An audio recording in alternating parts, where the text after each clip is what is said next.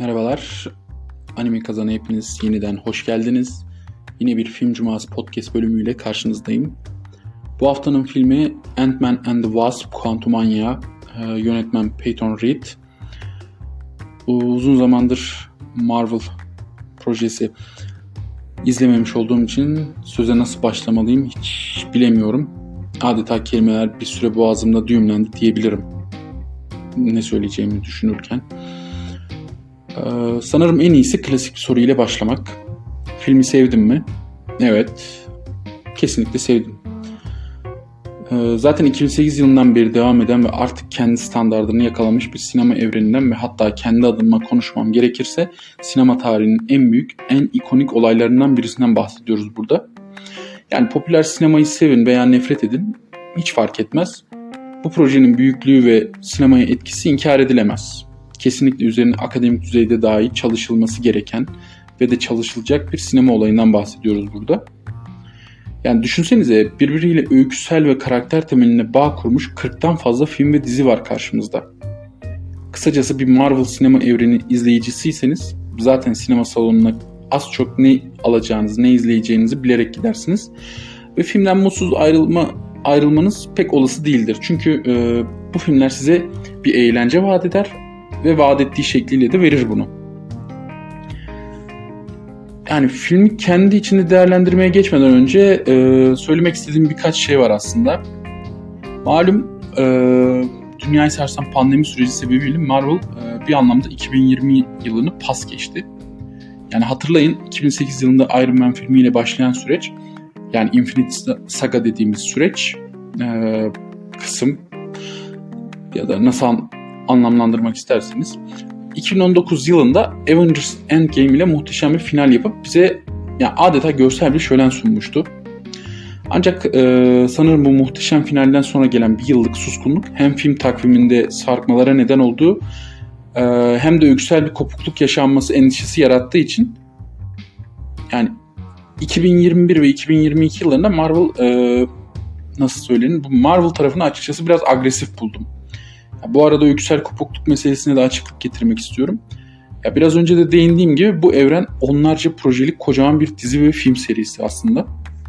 Ya kısacası bu seri için birkaç yıl film ya da dizi üretilmemesi demek, seyircinin genel öykü unutması ve sonrasında gelecek yeni projelerde de ya öyküsel boşluklar oluşması demek.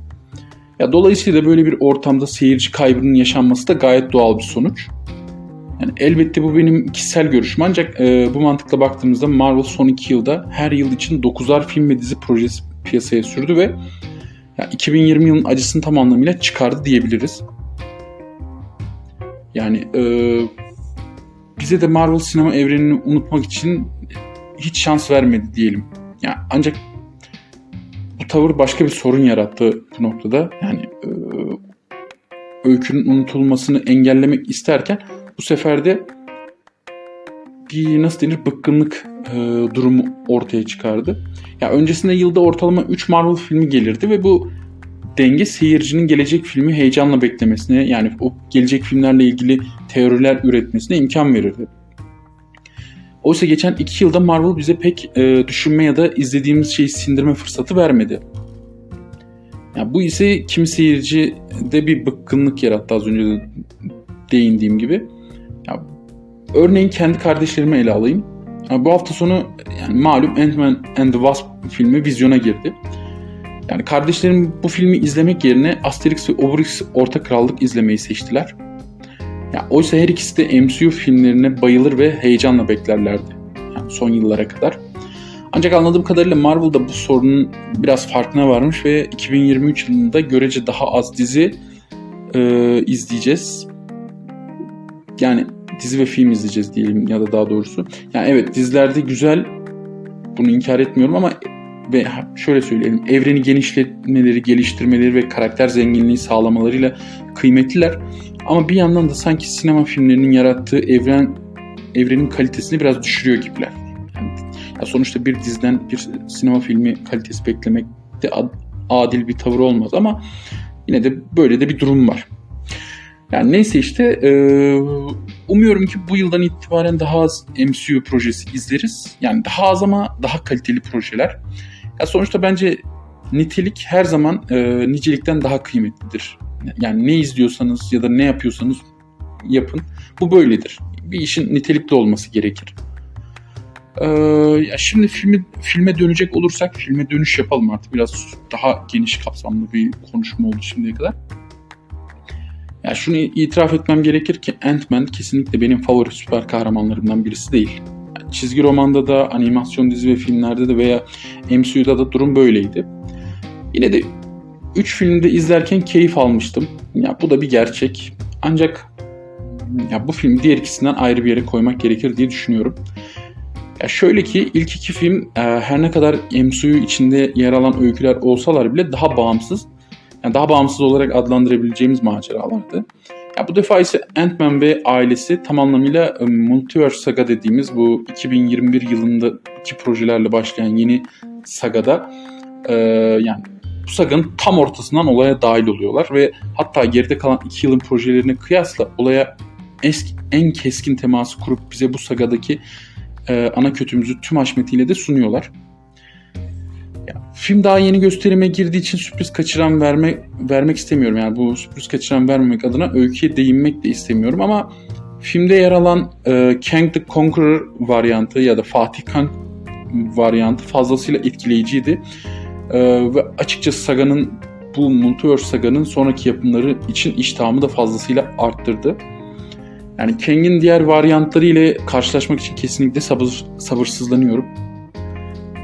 Farkındayım. Her ne kadar sürpriz kaçıran vermek istemesem de bu birazdan söyleyeceğim şey biraz ona girecek ve fakat buna da değinmeden edemeyeceğim. Bu filmde Michael Pena tarafından canlandırılan Louis karakteri maalesef yer almıyor ki bence MCU'nun Ant-Man filmlerini yani özel kılan şeylerden birisi Louis karakterinin varlığı, esprileri ve olayları özetleme, anlatma biçimiydi. Yani bu çok özel bir şeydi bence bu ilk iki filmde gördüğümüz durum. Yani gözlerim film boyunca kesinlikle onu aradı yani. Evet, nasıl denir? Bu filmin öyküsü daha aile içi bir öyküydü ve daha çok Scott'ın kızı ile ve yine Hope ve Hank'in de Janet ile yeniden bağ kurması üzerineydi. Yani kısacası tema aile olmak ve ailenin gücüydü diyebiliriz. Yine de nasıl söylenir hadi ama dostum. Yani sonuçta Louis de bir noktada Scott'ın ayrı anneden kardeş gibi bir şey değil miydi? Yani bence filmin en büyük eksiği ve hatası yani yola Louis olmadan devam etmesiydi.